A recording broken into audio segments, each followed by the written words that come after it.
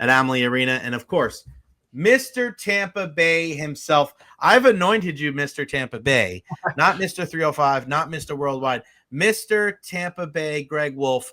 And as I've said this before with our good pal Ian Beckles, if you are at a sporting event, if you're at any event in the Tampa Bay area, and Titus O'Neil, Sonia Bryson Kirksey, Greg Wolf, or Jay Recher are not there, you're not at the right event.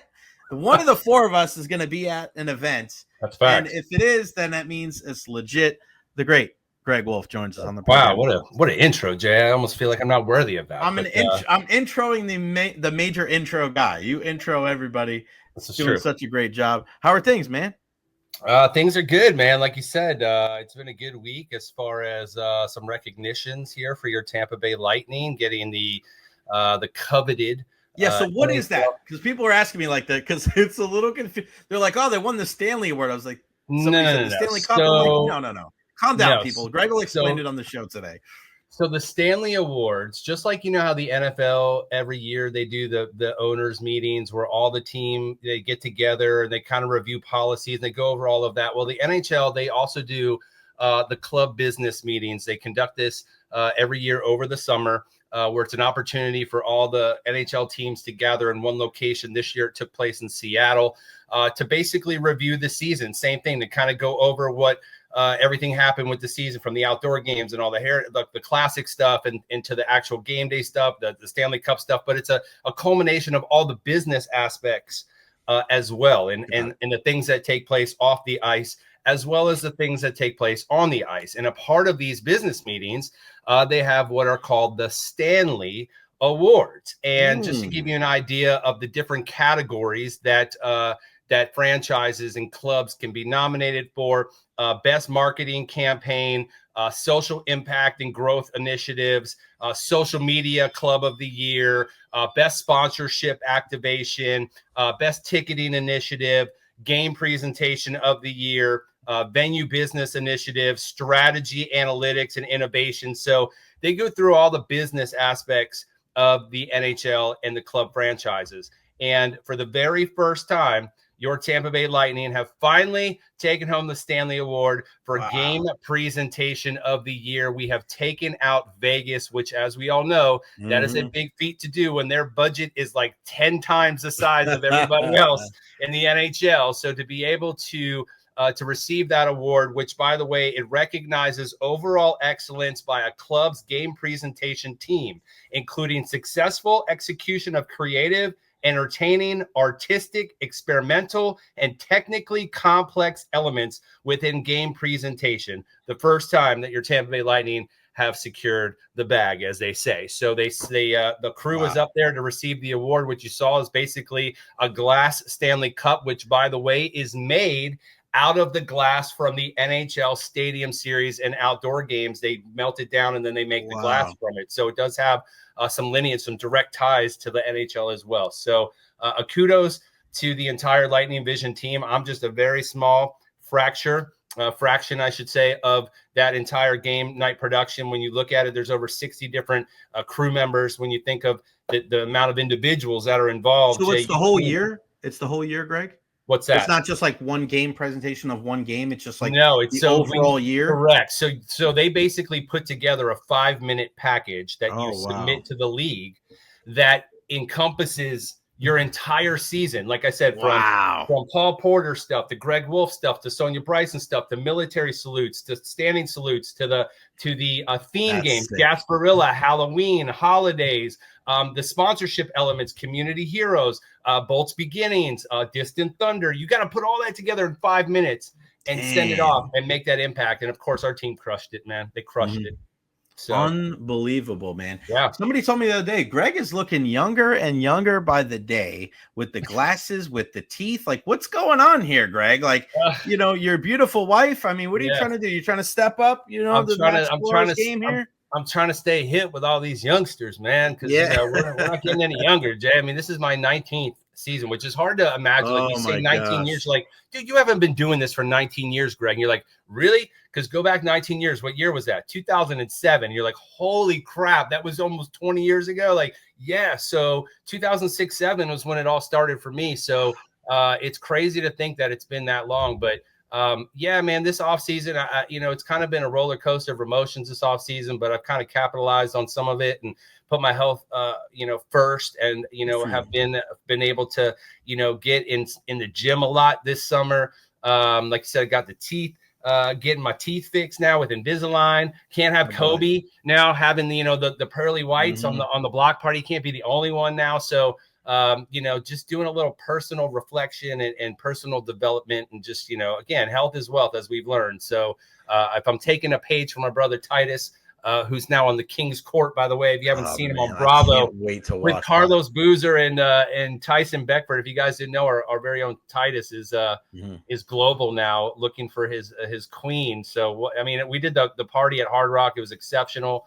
Batista was there. I was in New York. He texted me and he was like, I expect to see you. I'm like, oh God, I was away. And I ended up talking to him on this past Thursday because I couldn't be at his the Day of Giving event either. Yeah. And I just felt so bad. I'm like, dude, every year I try to go every Titus event there is, and I'm like, oh, you're always out of town. But you know what? This is that time of year, though. Like, it's all, people say off season. For us, this is the time to like you said, connect with family and utilize the time that we have, because when the season's on, as you know, Jay, you're involved in all the sports. I'm soccer, which Tampa Bay Sun, believe it or not, we'll get into that in a second. It's all coming back here, like literally in the next couple weeks. It's like it's all going to converge with basketball and hockey and soccer and football, and so that's our busy time of the year. So the summer is our time to try to disconnect a little bit and spend the time with the ones that we love, and travel and do the things that we can do so that we can get ready and prime for the season. So yeah, but Brewfest tomorrow,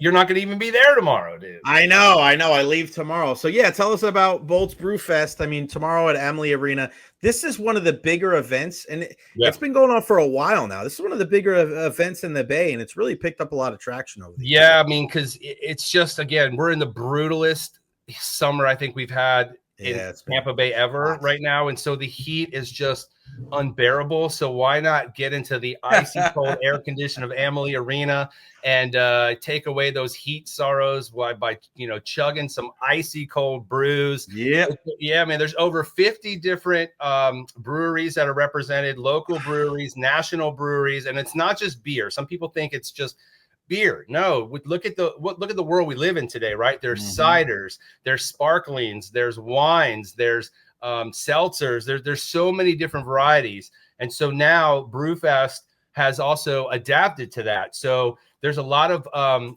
creations that were made just for this event. I do believe I saw Dennis Phillips has some sort of brew that he is working with Channelside Brewing on. That's going to debut. The Blue Line. It's going to debut, and I think he's actually pouring those beers tomorrow. So that's a new one. But again, if you love beer, if you love ice cold air conditioning, you love hanging out with your Bolts Nation, this is where you want to be. Shouts to my crew from Drybox. They'll have the Drybox golf simulator out there.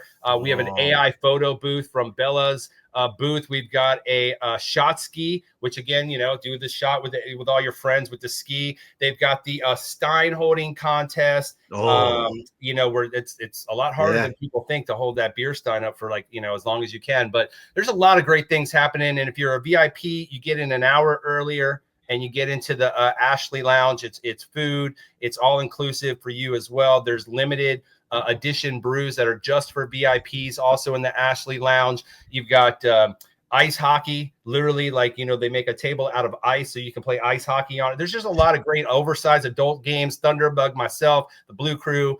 It's awesome. So if you're still looking for something to do tomorrow night, boltsbrewfest.com. That is the website. I would love to see you there. It's the official, for me, that's the official kickoff to the season because that's August 1st. And from there, boom, guess what? You can say officially August 1st, hey, next month, Lightning Hockey returns because preseason starts in September. So you got that right. boltsbrewfest.com. Any correlation to being better looking after 4 or 5 beers to the women there? Because I'm looking for a date, so maybe next year I can. I might. It's the face for radio usually. For 10 years it was a face for radio, so I got to start hanging around these Bolts Brewfest things a little more. I might be attractive. I'll be attractive at 9:45. I'm excited. Yeah, man. It's quite a great event. Like I said, it's one of the better events that's held every summer, and it's only grown, like you said, every year. There's more breweries coming from different locations from all across the country that want to be a part of this. So you're going to, like I said, you're not just going to get local breweries. You're going to get breweries from all across the country. You've got international breweries that are coming in as well for it. And it's not just on the floor. They're all around the 100 level concourse as well. There's locker room tours. There's all sorts of cool stuff. So again, if you're looking for something to do tomorrow to get yourself out of this brutal heat, you're going to want to be inside Amalie for Brewfest. No doubt about it. And we mentioned it a little while ago, the Tampa Bay Sun, man, to be able to be a part of that crew. You see, got the scarf right here. This is one of the OGs, one of the first ones they ever gave out at the radio station. There you go, buddy. You go. Can't beat it. I mean, so much love for Christina Uncle and Coach Denise Schulte Brown and the entire crew. I mean, what was that like, Greg? I mean, we've done both parades, right? Like, it's amazing. It's I mean, we talk about setting the bar, right? Like, how you can't set the bar any higher than you have set it for year one of the USL Super League to win it in year one, number one, but to win it in your house, number two, and then continue with the Tampa Bay traditions and have a boat parade, number three, was just an exceptional foundation to really begin this storied, chapter in this history of this franchise. So it's only going to go up from here. Like you've seen the renderings for the stadium, which I wonder now with the Rays stuff, like how that's going to kind of switch things up. But they're going to find a home, right? A new permanent home, wherever that may be. And that just goes to show you that the size and the growth of the sport for women and soccer in the United States. And I think, we are going to be trendsetters. Not only for the USL Super League, but I just think for soccer in general of what the standard is. I think Tampa Bay as a sports market has really set a standard of excellence, and the Tampa Bay Sun are quickly following right in those footsteps. And again, I feel privileged to be a part of it. I know the whole crew, our production crew, we got DJ Bolt up there, Jess Dumig, we got Leslie Young, Sarah Spicer, Gabe Guzman, like everybody's passionate about it. And again, we've been literally flying by the seat of our pants in season one. We had a scoreboard. It got absolutely destroyed in the Hurricanes. They were able to get it built out and have it for the championship game, which was a game changer as far as just the presentation element of how much that elevated it, that we've missed out on that whole first season. But just, again, those are the growing pains of trying to build out a franchise and a team here at the ground level. But it's been exceptional, and it's only going to get better from here. So as they say, supply and demand, right? Blake High School Stadium only has so many seats, and now you got a championship pedigree team. I expect it's going to be a packed stadium there every single game night. And I wanted to ask you, Jay, because you're well more versed in the soccer world than I am. As I've been paying attention to the Suns' social channels, we're really adding a lot of players to this roster. Is that typical in soccer to have that much turnover? I know we had a couple retirements this past season, or a couple of girls have moved on, but is there typically a lot of shifting each season between your nucleus of players and adding more pieces to the puzzle? I'm not really that familiar. Figured you might. Yeah, I mean, here's the thing. You see that a lot in soccer, and I think you see it even more in women's soccer. Because, listen, they're not the top league, right? The NWSL is number one, so which is fine. So you have to find the right place for you, and you have to understand like where this kind of fits in your life, right? Because is this a last ditch effort? Are you a mom? Do you have a family? Like there's a lot more that's a lot different for the women. And now what you have is you have Tampa on the map. And we always talk about how attractive Tampa Bay, the entire region, is to people. Well, when you have an upstart league like this, and as you just alluded to, you set the bar so high. Now, when you make that phone call and you're trying to bring players in from all over the world, you say, hey, we're the Tampa Bay Sun. If you weren't getting through, you're getting through.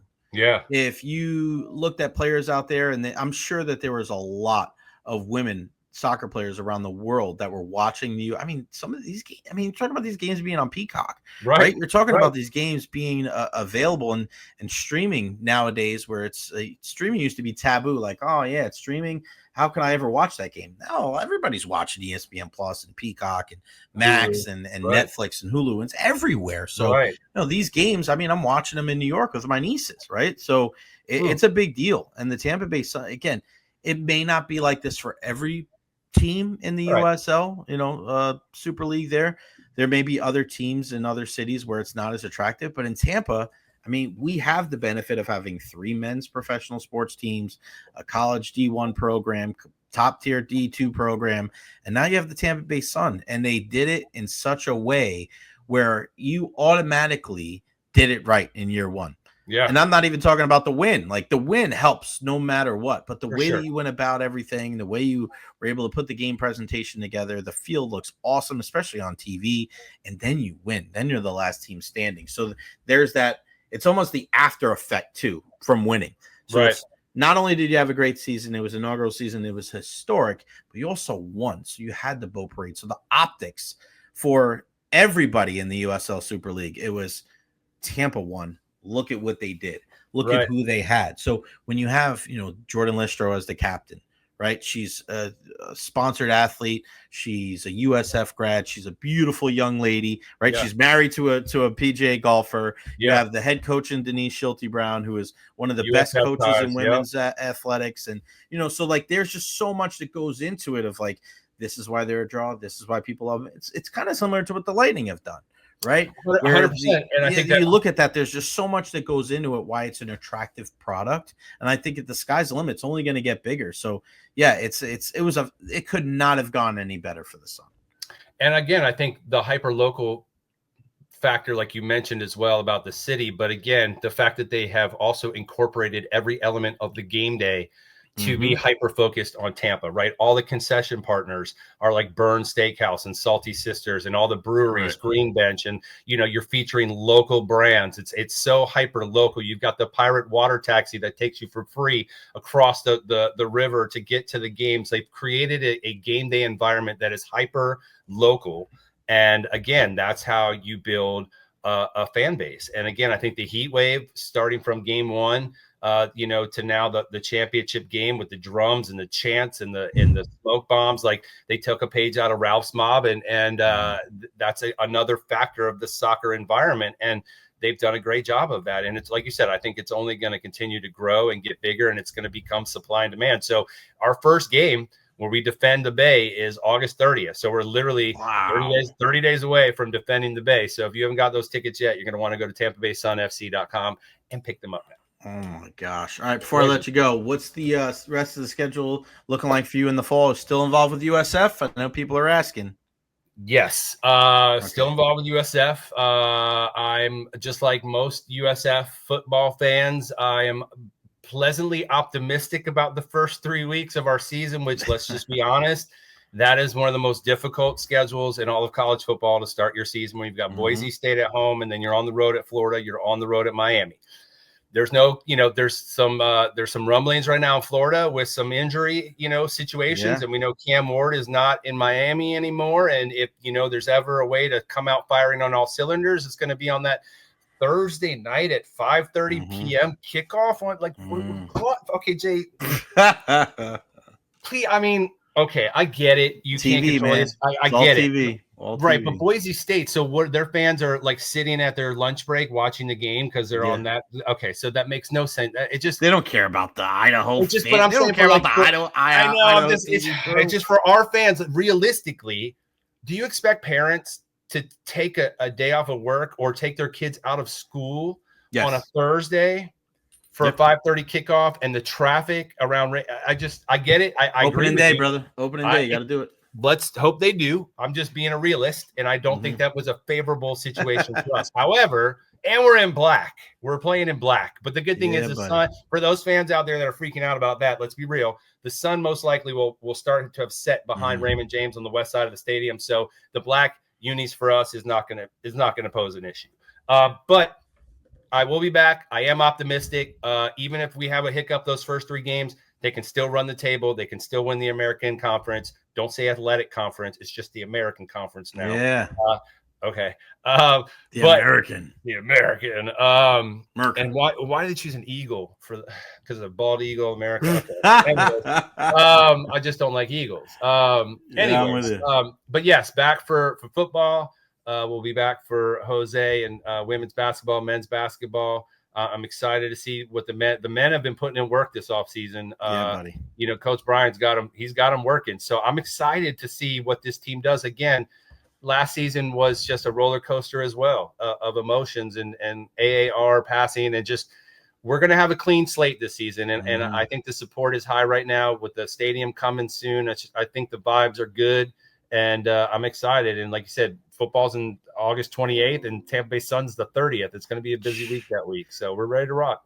Yeah. Brian Hodgson, we're going to try to get him on the show today. He was actually at Bucks training camp today, wearing black himself at Bucks training camp. He's getting used to it, man. My man's, I guarantee you next year he ain't going to be wearing black. That's for sure. So I'm going to tell him next time I talk to him. I'm probably going to have him on the show no doubt next week. He's such a great guy. That is awesome. For sure. The one and only Greg Wolf at Greg Wolf TBL. Greg, thanks for being Mr. Tampa Bay and for joining us today. BoltsBrewfest.com. Get your tickets. Just follow Greg on social media. He tags everybody and anything. So if there's something going on in the Tampa Bay area and Greg's not there, you're probably at the wrong place. I appreciate you, brother. Give my love to your lovely better half, and we'll talk soon, buddy. I will, man. Safe travels, bro. Thanks, buddy.